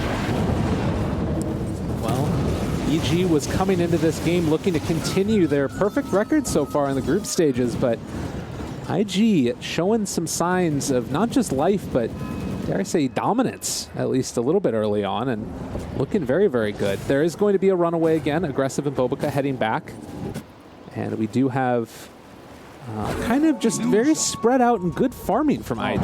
Another great ward here too. Look where this ward is in the river by the Roche pit. That just spotted everything that Fly did. He put a sentry ward down trying to find a ward, doesn't see anything. So then he puts another observer ward up in the ancient camp, but they knew because they're just watching him from the river that whole time. It's a lot of evolution warding around the Roche pit. You also see the one kind of to the north of the pit these days too that scouts everyone trying to contest an actual Roche fight. Yeah. Very nifty stuff. And it's the type of ward, too, that is just not going to be dewarded. Nobody thinks, all right, they placed it in the river. Yeah. At least in this bracket. Maybe in other brackets they think about that as well. But 17 minutes in, a 1,000 gold lead for Invictus Gaming. And it does feel like they're the type of heroes that are going to be able to keep these team fights into their favor. Do you need to think about Roshan if you're either team in particular? EG 100%. They have the Solar Crest on the Chen. Roche is their next big goal. That's why they're warding around that area in the first place, and they also have the better tools for a fight there. You do not want to like relocate into a fight here, really, for the side of IG, especially with Sumail having the Aghanim Scepter, right? Like, that's the whole point of this. Oh, they see everybody. They're moving in here. They want to try and find this, and Bobica, aggressive. They're not able to get in range. Oh, that would have been a huge moment if they would have had any type of the mobility there. Radiant's But middle tower is under attack. S4 was not with them during that portion of the smoke. Yeah, and they have this hawk flying around the pit too, so they can confirm they're not in there. Oh, everybody from IG instead, they're going forward. They get the roar onto one. If they can bring him down, there's going to be no wake. And now these heroes are isolated away from the rest of them. Arteezy jumped upon the blade mails out. They do take down the Ledrak with the BKB reveal. Aggressive, running forward. He has one target on his mind. He wants to kill off Sumail. The light strike array connects as well. They take down Sumail. IG hitting hard. Yeah, they have no reason to engage Arteezy. He pops blade mail. They just run past him. Why even bother with this hero? He doesn't have a radiance. Doesn't do any damage right now, and they're perfectly targeting down Sumail on the Invoker. And what happened there was that it was the Hawk spotting crit way in the back like that, and they're like, okay, they're definitely split up right now. They're not in Roche, so they're playing aggressive, but they don't have all their heroes. So let's just try and go on the hunt. And so it works very successfully for them. Yeah, that ward was taken out as well. Either it expired or it, I believe it expired. Yeah, right as they were getting ready to go, but making use of it again. Some good wards placed down by EG now. They have one up here on the high ground, as well as the one in the Ancients that has been yet to be dewarded. So Arteezy walks forward, sees some heroes, and... Oh, it does. All right, it'll catch this one with the sentry. Once they go back to the high it's a little bit ground. outside of it. No, there's nothing. They just dropped one. the second one. Yeah. Got it. Oh, that was a deep grab there. And I pay for it. Yeah, there's the jump in, the kill. They do relocate in with two, and the BKB out. S4 trying to hide away and shadow him for victory. Is still taking a lot of damage from the Eye of Spirits. He's relocating back out in 3 seconds. I don't know if they're going to be able to kill him in time.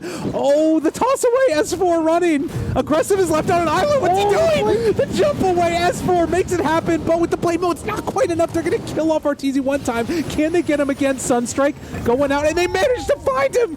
Sumail predicts the tree dodge. Oh my Gets God. What a play. Man, S4, the jukes there, the amulet with no detection. Perfect blink, too. Just, you know, another day at the office. 1,159 gold there for Sumail. That'll help you after a couple deaths. Oh my goodness. And that's right to the Roche pit. 20 seconds left. If they could force a buyback here on Gyro, that would be very painful. But Yeah. I don't think they're going to be able to. Well, again, as you said, he just bought something. Oh, also. yeah, he got rid of it. So. All right, success. Radiant's middle tower is under They attack. do still have this ward here, so they spot out the Lina. Arteezy's thinking about going. He does have this Blink Dagger. If anybody walks over this area, he's going after him. But instead, they'll just get themselves the Roche on Sumail. Radiant's middle tower is under attack. They've reestablished themselves after it was looking a little bit shaky. Yeah, and this is going to buy more time for Arteezy too, so that he can, like, now that he has a Blink Dagger, that definitely creates a secondary threat because he has this initiation potential. He's kind of the offlaner in this game, and his net worth sort of shows that off, right? The fact that he is behind even S4 there, is he starts to farm up some Ancients, so that's one way to catch back up. And you talk about the downside to this lineup of IG, and they are still very squishy. You haven't changed that fact at all. Leshrak's still only sitting at 866 HP, but they need to play around aggressive, and they've been able to do that as he is getting more and more farms going back for the Sanjin Yasha next.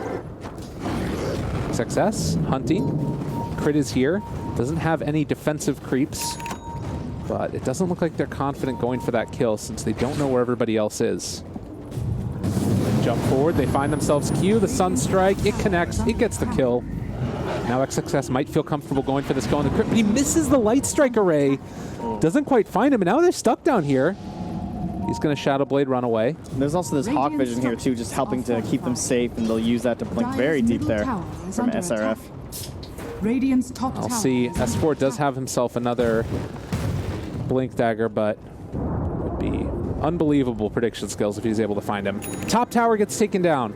IG still finding trades across the map while the shenanigans are going down bottom. Dire's bottom tower The Aegis is kind of under allows them to attack. hang out around here, though, as they Radiant's take down top that tower. They is can just sort of under move attack. together with Sumail. Not a lot of fight. You know, look how Fly's positioning himself, too. Just kind of leading this charge. He has the egg ready. He doesn't feel like they have enough burst potential, and he's probably correct. As long as he doesn't get roared, he should be able to get the egg off. Okay. And if you're roaring him, then you're not roaring one of the other cores. Yeah, exactly. I mean, Sumail might have a chance, especially with his 10-second BKB. Yeah. Tier 2 tower mid. second to last one for IG. Great rotation with the Eggman, or with the Aegis, eh? Like the way they came down bottom, they got that tower, they're going to rotate into mid, they're going to get this tower, and then they can just kind of do the same thing up top here too. If someone can go back and grab that wave. Now, Arteezy, he goes in, he wants to start a fight. Yeah, they jump forward. They're able to find him. Fly is in there as well. They're able to find the egg as well as the spirits off onto several. They're also able to get the pushback onto the gyrocopter. People have BKB right now. They can't take the fight afterwards. Oh, Lena's gone down. They're chasing for it. Another Sunstrike from Sumail. He is on this game. All right, this is where things get scary, right? This hero has come online. You have a BKB, but if you pop it too early, he's just going to be able to dominate the whole rest of the fight. It's only 8 seconds now. He's just getting so many of these kills too. Like he's focusing on this one half of the fight, secure the kill into the Lena, and he's just, oh, wait, over here, buddy. Throw me one of those Sunstrikes. Top shelf. Easy peasy. All right, they're running really quickly, but they're also being chased, and they're going to have eyes on these heroes in just a second. Everybody's converging bottom. Mobica trying to get out of there. A BKB and TP out on both. Okay. Oh, but meanwhile, they did find a solo pick there. And look at them running in circles. Smart play. He knew. Be able to split the Sunstrike would have been okay. 24 minutes in, 1,000 gold lead. And is starting to feel like the Sumail show a bit. BKB is in queue for XXS. But he still needs to play around this map very safe. Any potential, Avatos with the Sunstrike, and he's just gone also. I like how Sumail had the Lincolns queued up, but after that whole fight, didn't have to pop his BKB. He got 2 kills, big team fight, instantly buys a Blink Dagger. Yeah. Just knows that with that, he's going to be even more mobile during these engagements. He's already pretty speedy. And in a way, just play towards next Roche.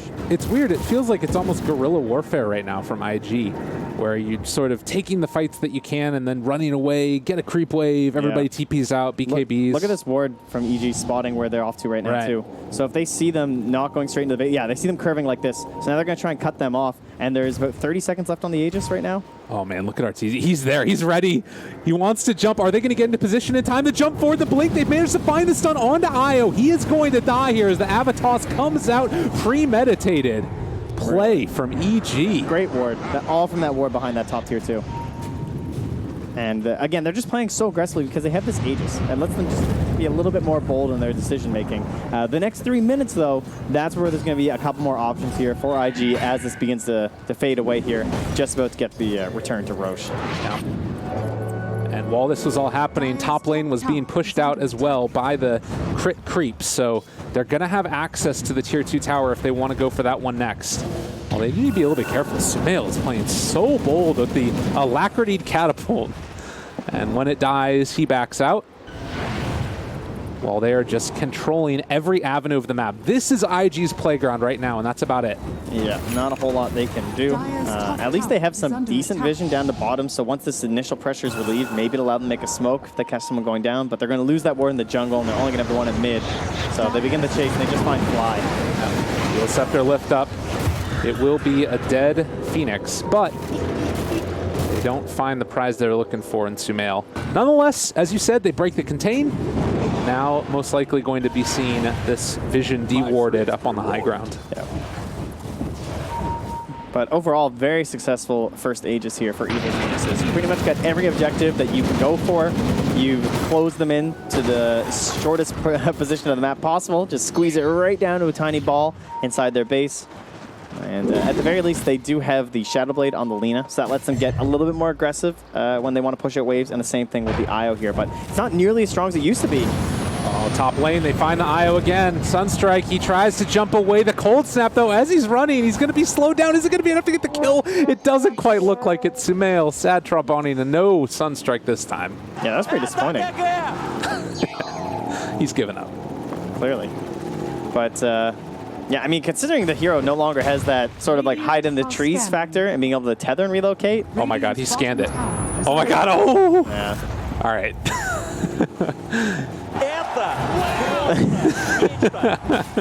You can see the teams, even though they're on the biggest stage in the world for Dota 2, they are still having fun playing this game that we all love. Turns out video games are pretty fun. Who would have thought, you know? No matter how much you dress it up, they're still pretty damn fun. Well, it is going to be the Relic on the courier for Arteezy. And it does also look like 27 minutes in, 3,000 net worth. They're going to head back to their side of the map and be comfortable farming and not pushing too aggressively, at least until the next Roche. That's where they're fighting. Yep. And at this point, can IG fight the next Roche? Advantages they have the Roar. They have the Beastmaster Vision. That's very important. Other than that, I mean, this BKB for the Lina is going to have to do a lot of work. They don't have too much to deal with it. Basically just the Phoenix Egg, essentially. So all hope comes down to catching Sumail, realistically. That's pretty much the goal. He has no buyback right now. That's a huge deal, because everyone's going to spend their buyback on this fight if they have to. I guess the other thing to think about is the egg has in the past been a really big problem, as they are going to smoke now. But they do have a lot of attack speed heroes that deal with it well. Arteezy again going to be that meat shield in front of the rest of his team. And they didn't go in. SRF just has to make that quick decision, right? The smoke pops and like, do I blink or do I not blink? Yeah. And they chose to not blink. I actually like that decision too, because they should be using the Hawk, right? They should only be going for it if they have the clear target, and there he is. It is the Invoker. Can he get the Blink Roar in time? This is the big one. They are able to find him. He gets his BKB off, but all the physical damage in the world is going to burn through Sumail. As you said, no buyback. EG needs to run away. Great play. Excellent stuff. The fact they didn't go for that initial jump, so good from IG. Can they secure Roche for themselves? Well, It's they still can't, because it's a long respawn, buddy. Wow, that is not what you like to see if you are an IG fan. It's okay, though, because that still means his buyback's going to be so far away, right? Like, this is a full minute. He just can't farm. Right. Well, and on top of that, if you find him one more time, Roar will be back up by the time Roche is available, as they do head over this direction. XXS not able to find the pickoff on to any hero. And EG, again, going to try and see if they can get some wards down. There's no vision on this side of the map, pretty much at all. There's a ping that comes out on this ward, and they'll get the D ward. So every area over here where they would want to get vision down for Roche is gone. This kind of gives a pretty decent advantage to IG because of that Hawk now. Yeah, I'll see if EG can try and get something similar going, but little play down bomb there. Invis thrown out here from Tiny, but not going to save it. Gem on Alina. Well played. So that's not a very worthy trade, eh? The position 6, essentially less track, although he's still richer than the Phoenix in this game for a Tiny. You're happy with that? Yeah. If you're IG, and unfortunately for them, though, still no Roche, as it's still 35 seconds away. There will be this short timing where Roche will be alive, but Tiny will not. But the other thing, too, is that now you've also got Arteezy with the Radiance. It's no longer the situation where IG can just avoid him. They have to deal with this guy. Yeah, that's why this item is just so powerful in Raid King. It always has been. It's just this idea of, like, force them to commit onto you. And if they don't deal with you, then you're dealing a lot of damage, and it's only gotten better with the mischance being added to the item. Yeah, something to think about as this game goes on longer. Iowa's gotten very farmed. Bobica level 20 right now because of that XP gain, and has the 150 GPM going towards a heart. And a lot of the damage is pretty bursty from the side of EG, right? Like, sustained damage essentially comes from your Tiny in this game, and he's not going that sort of a build, right? Like, Tiny, we saw a Butterfly Tiny earlier today, and that's more of that old school kind of a Tiny, but these days it's more about Echo Sabers, Blinks, and then, as you're seeing, the BKB. Another item these days is like Dagon, you know? It's just all that ones and done. Heart, the best item in the game versus that sort of style. Well, I guess along with Eon is. All right, Sumail as well as Fly, they are sitting in the back. They know they're the heroes that would need to get initiated on, and SRF jumps forward. He's in the middle of everybody, roars up one right at the start. It's on the Wraith King, though. They haven't found those big team fighters as of yet. Avatos as well on to Lina, takes her down. She does get Eul Scepter off to stay alive for the moment. A ton of damage, but the egg is going to pop in just a second. It's going to stun all of these heroes from IG, but they still manage to kill off EG first. Arteezy's back again, trying to get those right clicks in. Light Striker right comes out, and they are going to be able to find two with a buyback immediately on two separate heroes. And Roshan just beat into Sumail at this point also. S4 is going down. I don't know if they can come and defend against this. With Lina gone, though. Oh, they get Roche. Aggressive in. Can they steal it away in time? No, they don't. Sumail, he didn't want to go in. He had the blink, but he didn't opt for it. They jump forward further. They catch the cold snap onto aggressive. He does have the aegis, so he's coming back in just a second. SRF falling down low. He eats the cheese. No Roar, though. Nowhere left to go. Aggressive needs to do absolutely everything in this fight, but with the Deafening Blast, they get the disarm. Q looking for the follow-up, but EG's out of there. Yeah, it looks like there will not be a chase down here. They will have to retreat back, and Well, what just happened? The economic damage was pretty brutal for both teams. We've evened out the game to an under 1K advantage here for Evil Geniuses, and that fight went on so long we don't even have buybacks. I mean, that's the point we're at. So just to scroll back, I'm going to give you guys the overall picture here. We had the Fly buyback, so that's one for your Phoenix there. We had the buyback from Q on the Leshrac, Bobacup bought back, SRF bought back, and Arteezy bought back. So pretty even, 3 versus 2 in terms of the buybacks here. I mean, the other thing to keep in mind, though, is the levels that are starting to really ramp up for IG. You look at it based upon the XP talents and other stuff. You're in this situation now where they're starting to get towards those 25s, and those can be game-changing level 25 abilities. Yeah, and despite being kind of pushed back in their base, they haven't really felt the pressure of that. All these tier 2s didn't give over that much to the side of EG, partially because the kill threat just isn't strong enough, I guess, right now from S4. He hasn't been that active across the map, right? Like, only 3 kills so far, and the last kill he got was on that Leshrac, but there was that instant response from the relocate. It kind of stops these ideas of assassinations across. So he can't really play the Tiny the way he wants to. Yeah. It needs to sort of be that like clean initiation and blowing somebody up with all the force staffs. I think that was a force staff from SRF that saved the Lina, which led into her Yules. Because otherwise that projectile would have gotten there in time, I think, in the duration of the stun. I actually preferred and really liked the way EG set up that fight too, right? Because they knew that IG were coming, so they left just Arteezy in the pit. Because they knew what SRF wants to do is he wants to just like blink in and stun the Invoker, hopefully. Right. But Sumail wisely just not in the pit. You know, they know Sumail wants his Aegis if he can get it. However, he's also this prime target, so he just wants to stay in the fog. He has the blink for the high mobility. He can just blink in and steal the Aegis at the end anyway, even if his own team's doing it, right? Yeah. So force them to engage onto your Wraith King, force them to deal with Arteezy, and I thought that fight was going to go a lot better for EG. Right. IG were still able to fight it out. I mean, I think that they had 1 or 2 more buybacks than they did in that engagement. But now the question is, okay, you didn't fully feel comfortable going high ground with the Aegis. How do you feel now? Like, are EG willing to try and take the step themselves? Do they need to wait till another Roche? Because it feels like with the GPM talent that you've got on IO, this hero is going to start to become a bigger and bigger issue as this game goes on. Yeah, I think ideally they need to try and hunt down this IO +1. So if they ever separate out again, if they can blow them up and create a fight where the relocate thing isn't a factor, that's ideal. For now, they're going to be roaming on in here. They don't have any sort of a Hawk active right now. Okay, there it'll be popped. And they find crit right at the start. They also scan on the rest of these heroes. Okay, so they're going to blow them up with that. The rest of them, they scan. Oh, able to blink away before the roar comes out, but they do find the Phoenix, and now the relocate up on the high ground, but immediately into the tornado. Sumail's got them both caught. He pops the BKB, now chasing for more, but a lot of this damage barrage just coming out of Sumail. He's getting absolutely torn to shreds. He does manage to get his BKB off and ghost walk away. On the south side of this fight, they've isolated Arteezy and going to take him down. This is a lost cause at this point for EG, as they take down 3.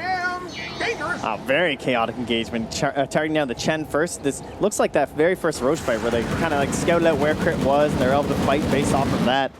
And this time they just take the Chen and they move on the Phoenix. That roar, it looked a little bit risky. He's like, oh, you're not going to get it. I don't think we're going to get the kill, but yeah. The relocate just right on top, forcing Sumail to pop his spells using the BKBs. They don't really have an answer during the BKB of the Gyrocopter. Yeah, they need to kite out those BKBs, and you know, it's all good and well to say, all right, if the gyro relocates, we're just going to tornado, but the problem is, he pops the BKB, he doesn't care. He immediately goes in on him, and so much damage on aggressive now. They're going high ground. BKB in 17 seconds. Tier 3 tower is falling, though, and with no buyback on Arteezy, they're going to need to hold, and this is so difficult to happen. They still have the egg. There's a chance they save Rax. I think you back as IG right now. Oh, he gets they thrown toss in. him back in. They force out the BKB. If they can fight now, this would be okay, although they're already losing S4. He doesn't manage to get anything off at all, but now aggressive isolated. The Invoker is coming through. Can they kill him off the egg? It doesn't quite catch them out, but they do manage to take down the Gyrocopter, dead for 90 seconds, and they found themselves another. I do not think they wanted to fight there. They got pulled into that commitment from S4. It looked like they were just about to back and be like, all right, look, we got ourselves the shrines. Let's get out of here, bring it back after. And they're forced into committing to a fight. So they get a couple kills. They stood their ground for a while, but in the end, the victor is the Radiant, and it's Evil Geniuses with another massive gold game for Sumail. He got 2,000 gold out of that fight. Wow, that is crazy. And he's thinking about going Blink Sight. And it looks like that will be... Oh, he'll go for the Sheep's Guard instead. All right. Okay. Well, We've seen the strength of these heroes, and it is still a very substantial experience gain lead for IG, with them also a little bit of a gold lead. We're going to start to see some of these better talents pop up, but they need to deal with this pressure that's coming now. 30 seconds away and in the grave for the gyrocopter and the Leshrac, while EG are getting the pressure onto these towers. What can they do, though, in that time?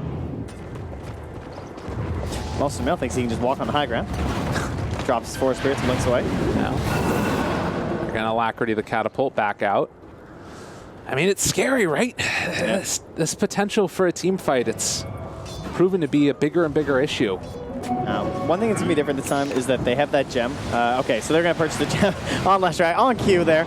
On Q. Q on Q. Hey. Yeah, they purchased this gem because the reason why EG lost all their vision last time is because they invested into this and they just ran everywhere with the Hawk. But now that gem's been on the side of the Radiant for a long time, ever since that fight at the Roche Pit. So they needed another one for themselves to try and secure this area once again and push themselves out of their own base. Yeah. And it's the type of thing where you're going to have a natural vision advantage if you're pushing the high ground just around the area that you're going to fight most likely. But regardless, if you're outside of it, then that Hawk is going to be able to spot out any movement that you're making. It also is going to be an AC soon for the Wraith King. And it looks like EG, again, just trying to bide their time, I guess, until Roshan. It will be the Refresher Shard. Yeah, and that's partially why I think Sumail didn't even invest in one, is this idea of just getting that onto his hero. By the way, we got attacked Helide our ally's target, and that is so scary with the gyrocopter. They're ready to relocate in. They find RTC, but he blinks away. He gets out. That smoke is not going to bear fruit, at least for the first round. They might be able to find it on the second as they get the lift up there with the Yule Scepter. He does pop the Blade Mail, though, living for the moment. They have Aurora variable as well if they want to go for it. He is going to come back in a second, though, in the Sumail. Throws out the Tornado. It misses as there have been 2 BKB pops. The Skeletons, as well as the right clicks from Sumail, doing a good bit of damage. Yeah, what happened here is S4 went and canceled the relocate. So they were trying to come into this fight. Oh, they're going to show up now, though. Sumail jumps forward. He doesn't even get anything off at all. Look at the damage. Aggressive is tearing them all apart. Triple kill for him. And doing the taunt while he does it. Everybody's gone. Arteezy can only look on in amazement. Wow, we have heard the rumblings of the IO gyrocopter, and I can't say we felt it too much this game until right about there, because I don't know how long he was in that fight. Maybe about 5 seconds. He did about more than 1,000 damage per second right there. Absolutely destroyed the remains of that engagement, and that wasn't looking too good for IG. I mean, Lina was limping away from that fight, barely alive, and they just came in and played cleanup. And the other thing, too, is it's Bobaka on top of that. Like, he is not hitting for an insignificant amount of damage. 174 per punch. And then on top of that, he's got a Maelstrom. And look at them just run down this lane towards the Tier 3 towers that are going to be remaining after the barracks are gone. Yeah, and you can see just how ridiculously synergistic these two heroes are right now with the Aghanim Scepter and with that talent. It's just constant right clicks. Look at them go. Through backdoor. And then they can't only go for Tier 4s if they wanted to because the Tier 2s are still left alive. IG. This is a team that not a lot of people believed in going into this event, but they're showing they deserve a spot on this spotlight as well. They will still have to secure this one. Certainly not over. Again, we're still looking towards that Roche. Oh, yeah. And it's another 45 seconds until it pops up, and that can change the whole game. For both sides, I would say more so for the Radiant. I don't think there's that many amazing Refresher candidates. Honestly, it would just be Gyrocopter for like a second round of Flat Cannon. Yeah. I feel like would be the best target for them, and great choice from Bobaka here with the Eon Disc. Well, and we do also have the level 25 for Gyro, who took the global call down. A little bit of a different one, not one we see that often, but great for pushing out sideways. Yeah. Invisibility. Anything else? I mean, this I think has been one of the big stories of this game, has been the experience lead, and we saw it there leading to now a gold lead of 8,000 into the favor of IG. So how do EG deal with this? I mean, we've been talking about BKBs, they're getting lower and lower on the side of IG. Yeah, it's tough. I feel like the biggest problem is they have a hero that just can't really perform too well in the fights and crit.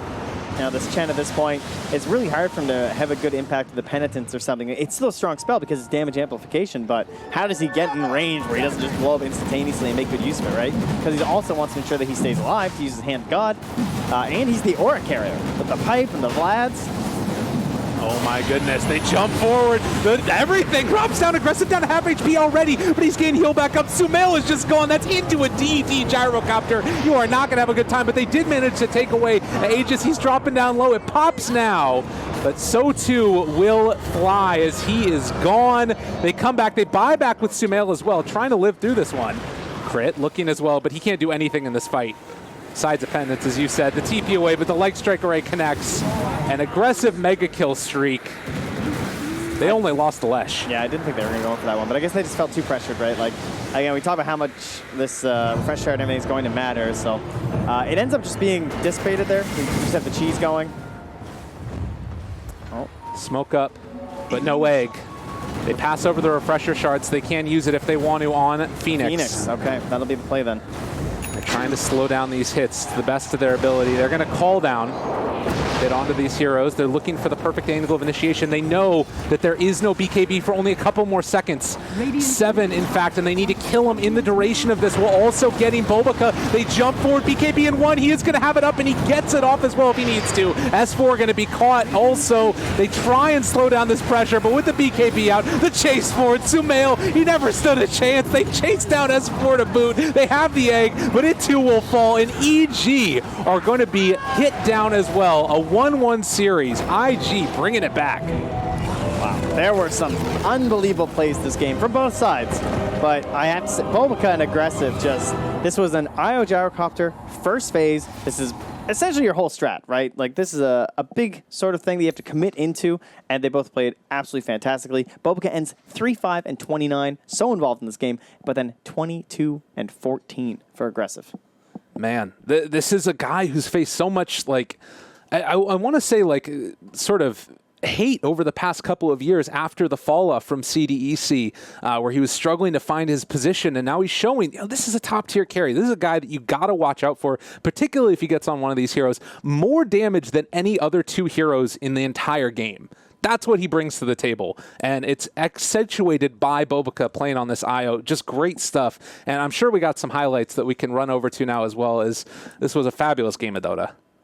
All right, and we're hopping into them now, seeing 14 minutes in, and this was, again, the timing when it felt like EG was doing a lot of good stuff. Yeah, it was just, again, it was like the third relocate, it felt like, where they just completely shut down what EG were trying to do, though. Like, I feel like the first, pretty much every relocate, honestly, was really good. Yeah. There were not a lot of fights they relocated in and things went poorly. And this jump into the pit as well. This was that great setup where they just had Arteezy kind of put into place here, but in the end, they still just have the bully in there with Aggressive and that massive BKB taking down the Chen with ease, and then Arteezy kind of follow, and it felt like Sumail just couldn't really find everything he needed in this fight. These fights were so chaotic, honestly. Everything's just going crazy. 20 to 22, all the buybacks in the world, and they just strolling in. Yeah, let's go. Yeah, Roche. Why not? We'll take it. Why not? Yeah, buyback's a bit too much. And you saw it. Yeah, Sumail, he even had the blink there, but just couldn't really commit in for it. Yeah. As they'd already snagged the Aegis, so not worth it for the cheese. But in the end, this ended up just being null, right? Because we ended up losing everything. We lost the Aegis from the gyro, and then Beastmaster's forced to cheese right here on SRF.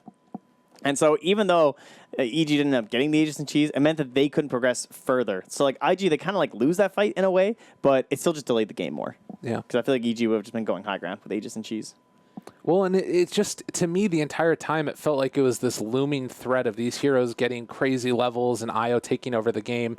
This moment in particular, even though they don't end up killing Sumail here, if I'm not mistaken, it still just showed the problems that you're running into, where if he BKBs and runs at you, you don't really have an answer, and you're going to have so much movement speed because of that IO, and you can't even slow down the IO to stop giving him the extra damage because it's based off of Gyro's movement speed.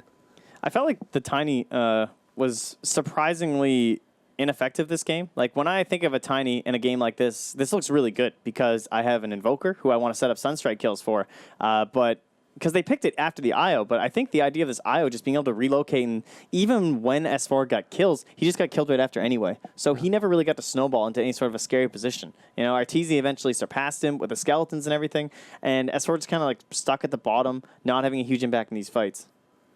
Man, I gotta say, I'm still trying to figure out what this is going to end up doing for all the group stage things. There's so many teams that, either A, people thought they weren't going to be good coming in, or B, people thought they were going to be good and end up falling down. And this moment right here, God. Yeah, I mean, you can see Bulbacuts just flat cannoning around with these IO right clicks. Absolutely ridiculous. And when Cataclysm isn't even enough to win you an engagement, that's when you know you're in real trouble. Yeah. Just not even enough in the tank there at the end. And, if IO gives you enough time to either A, get the damage mitigation out, or B, just get the heals coming through, it's potentially going to win you the game. He ended up going for a Vlad's, too. After, thinking about the heart, he picked up a Vlad's. He's like, we just want to make sure that they don't push high ground right now. Yeah. Really cool pickup there. And yeah, just a solid game all around from IG. I think they played, this was like the good patient. You know how last game was kind of like the bad patient? Yeah. This was the good patient. This was where they do have that hero that they know once they get to a certain point, it's just ridiculous because you have this pairing of the IO Gyrocopter. And we were a little worried about how long that would take to come online, but they delayed the game long enough. And we're the better team in this one, so that's why they get the W. Absolutely. Well, great stuff. Another 1-1 finish, as has become the trend, at least so far, at the International.